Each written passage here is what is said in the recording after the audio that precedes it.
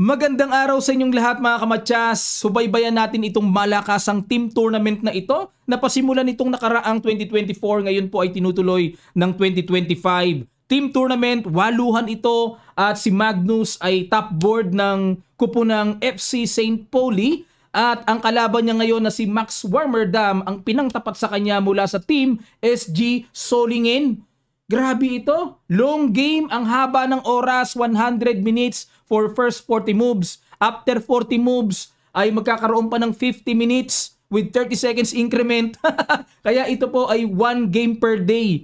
Bukas may laro, tapos February na ang next. Grabe, ibang klaseng format ng tournament na ito. Pag-aralan natin ang bakbakang Magnus Carlsen and Warmerdam.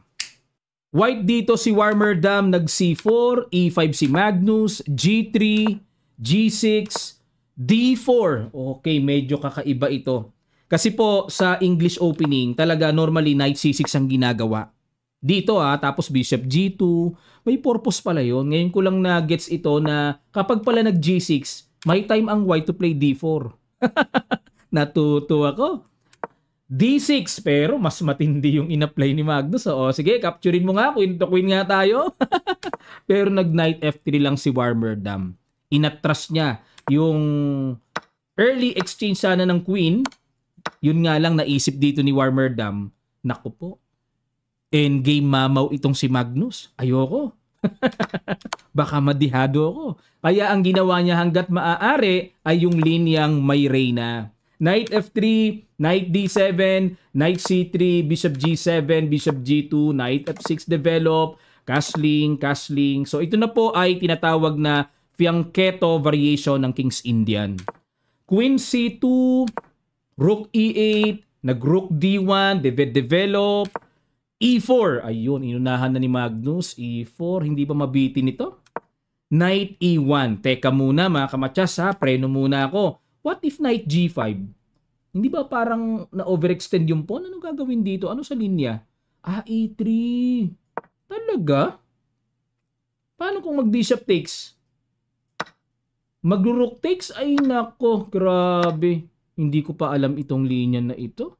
Tapos ang next knight G4. Threat yung knight and then threat yung pawn. Yun ang malalim. May ganun pala. Ganda ng linya na to Ganun pala yon. Kaya pala dito nagda-knight E1 sa line. O tama tinamaan Nag-knight B6 threat ang pawn sa C4 and nag-C5. Yun lang mga kamatsas. Linyado yan pero nilagyan ng bad move ng computer engine. Mas gusto niya ang tirang Bishop G5. Ayun. With the idea to take the pawn on E4. Kasi nga po nakapin. Okay, pag nag-H6 ka-capture na yan, then knight takes E4. Yan ang the best.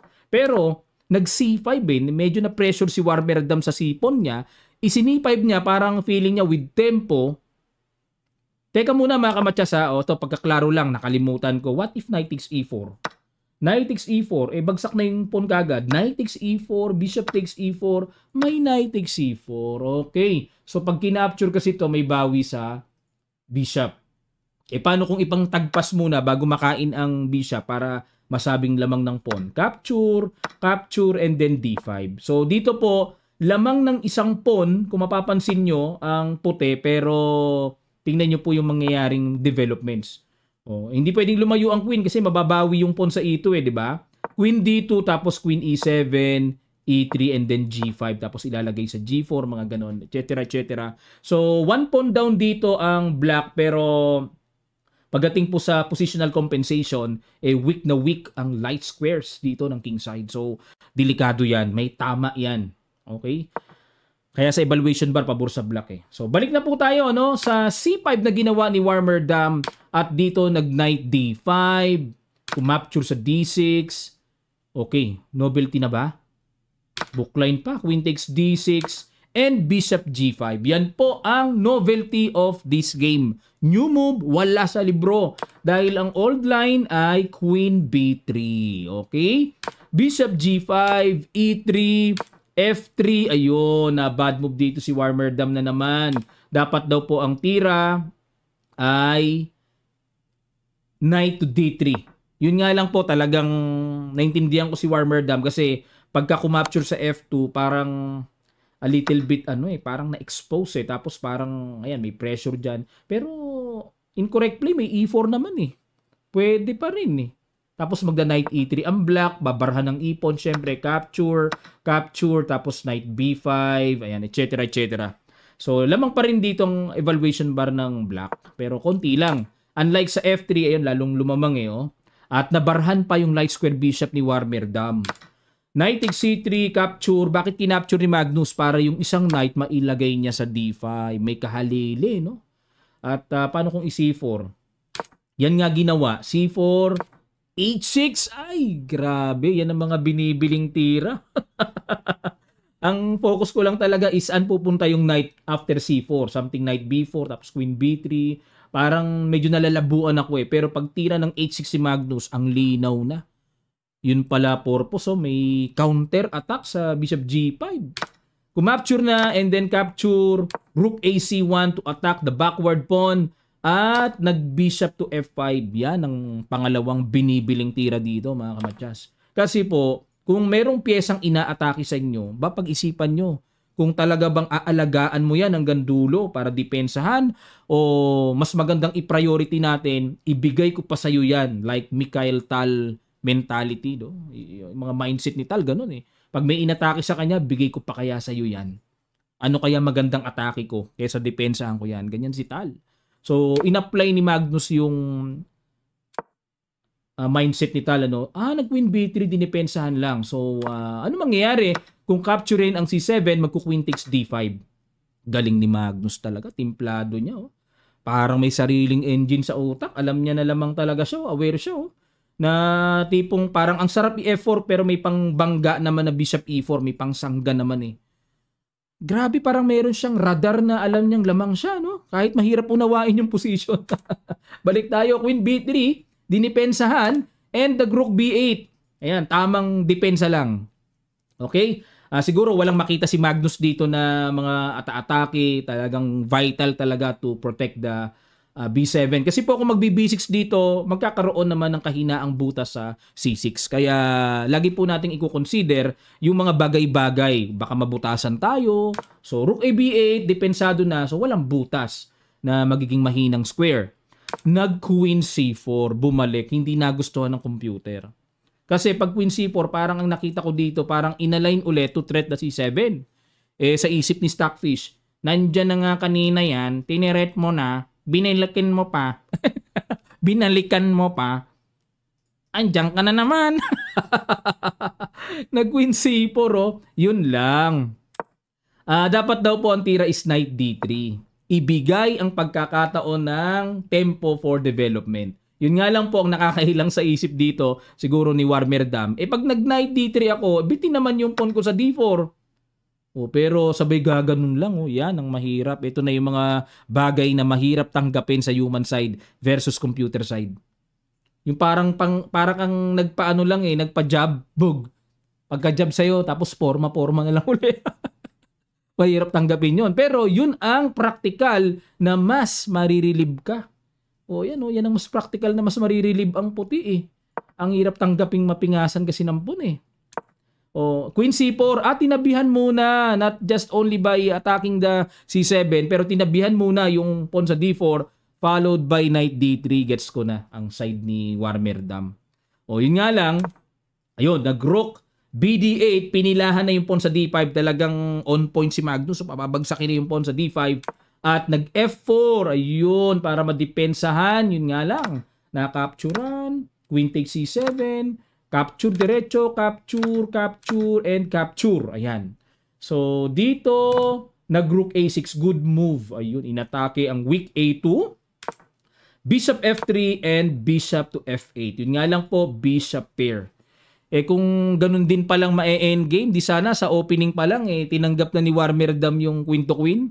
Baka mas okay pa yung structure niya Baka mas may panablahan pa na-endgame din. Yun nga lang, worst ang position niya. Nag-G4, pampaalis sa bishop na maganda forma pero another bad move. Dapat daw po is rook C7, rook to the 7th rank control. Tapos gagawin is rook takes A2 and then rook takes B7. So kumunti na lang yung lamang ng black. At least yung Torre nasa 7th rank control na. Yun ang medyo nakikita ko pa dito, D6 and Bishop D5, mga ganun-ganun ano. Pero nag G4, Bishop E4. Mabilis kagad ang impact. Rook C7, Rook takes A2, and the King F1. Yun ang diferensya, isang tempo. Hindi makakapture dito ang puti, isang tempo diferensya mga kamatyas. May diferensya kagad eh. Halimbawa po ng pang-capture kasi bitin, di ba? Kakapturein yung pawn, magbi-bishop D6. Okay, halos di makagalaw dito. May bishop G3. Tapos may paspon nga, nakablock naman sa bishop. Grabe, kain ang position, ano? Amorma pa lang, patay na kaagad ang puti eh. Isang tempo, kaya ginawa dito ni Warmerdam, nag King F1 siya para kung capturein man ang knight niya, ang bishop niya is knight ang pang-capture niya, yung pawn sa E2, protected. Nag-rook D2 si Magnus, yun lang. Yun lang, pinuwersa yung D4 at yung Torre. Siyempre, di pwedeng capturein yan, iwas. Rook takes D4, Rook takes A7. May pag-asa pa si Warmer, no? Kasi baka mamaya makuha niya yung pawn sa D5, ma-dominate niya yung 7th rank, may chance pa. Bishop takes D5, capture, Rook takes D5, and nag-King G2. Yun lang. Yun lang. Bakit ganon? Kung ako puti, baka idiretso ko. Ba't ayaw idiretso ng capture para may threat pa uli sa F7? May Rook D1. Dead balls na ba kagad yan? Sugswang ba yan? Yun hindi na pala makakagalaw. Paralyzed. And the next move may ganon. Pero teka muna, may Rook takes F7. Sige, tuloy natin. Rook takes F7. Rook C8. Ayun. Grabe talaga mga nakikita ni Magnus talaga. May ganon, may baba. Hindi pa rin ako kontento. Sige. Silipin natin. Pag pumunta dyan, baba na ba? Ay! Hindi na pala bababa. Kala ko bababa pa eh. Ang gusto ko sana mangyari, may ganun pa eh. Para may counter sa bishop eh, di ba? May pingas na pala. Ngaspi na pala Pag kinain kasi matcha sa C1 eh. Di obligadong umangat. Wala, mabilis. Bago pa tos may Rook F2 na. Hindi mababawi yung isang pyesa. Okay, kaya pala nag-King G2 si Warmer. Agad-agad para makaiwas sa pin na paparating. Pero Rook D2. Tingnan nyo po, hindi na dinidepensa, hindi na ginagawa ng paraan. Mas vital, mas on point si Magnus. Alam niya yung vital points na dapat atakihin. And the King F3 depensa at dito po mga kamatsas. Matindi. Simple lang pero naparesign ang puti. Ano po kaya yon? Paki-guess nyo. Huling bitaw na ito. Sa ilang sandali lang, tutuloy kagad natin. Start.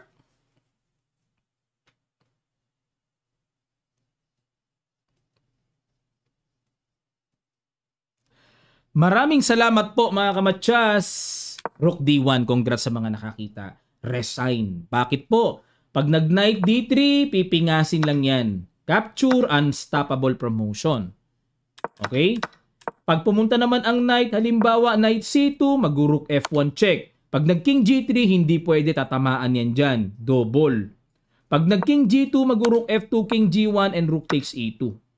Halos wala nang magawa ang puti. And ang susunod niyan, yung pawn, unstoppable na yan. Kaya natanaw yan ni Warmer, niresign na niya. Napakatindi ng nakakahanga yung mga nakikita ni Magnus na sa kabila ng parang kung sa akin po parang naguguluhan ako halos hindi ko nga maabot yung mga ideas na kung lamang ba yun o hindi. May mga points na parang hindi ko na ma-recognize yung position pero sa kanya napakaliwanag. Malalaman mo lang maliwanag kasi maganda yung nangyayari. Maganda yung resulta ng kanyang application. Nakakabilib Grabe talagang Magnus ito. Talagang deserve talaga niya ang pagiging world number 1. Talagang intindido. Ang chess talaga. Malinaw sa isip niya. Okay mga kamatsas, at dahil dyan, ang kanila pong team standing, 2.5, 5.5. Ayan. Pero hindi naman po leading ang team nila Magnus. Bali, may leading pa rin talaga yung matatag na team, yung walang talo sa standing. Pakita ko sa inyo yung standing nila. Yan yung OSG Badin ang Malupites. Team nila Alireza Perusia pala. Lebon Aronian, Vincent Keimer, MBL, Richard Rapport, and Peter Spidler, Rustam Kazimzanov, and Bogdan Daniel. Ayan, yung 8 na yon, grabe katiba yun. Leading, 8 points. At meron silang cumulative tiebreak points, yung mga nagawa ng bawat board, na 24.5 points. Samantalang sila Magnus sa FC St. Pauli ay pang number 10. So 3 points lang sila sa match point team at meron silang naipong score na 18 points. Mamaya po may laro eh. Okay, so abang tayo ng pairing. Later, kung meron ng pairing, o wala pa naman eh. So abang tayo ng pairing mamaya at analyze uli natin ang laro ni Magnus. Maraming salamat po mga kamatya. Sana po na-inform kayo, na-update kayo dito sa ongoing Bundesliga team. At kung meron pa kayong mga suggestions na dapat nating i-analyze, lapag nyo lang po sa comment section below. Titingnan natin yan. At kung meron pa po kayong masasabi sa ating in-analyze, lapag nyo lang din po. Maraming salamat. Magkita-kita pa tayo sa mga susunod pang chess updates.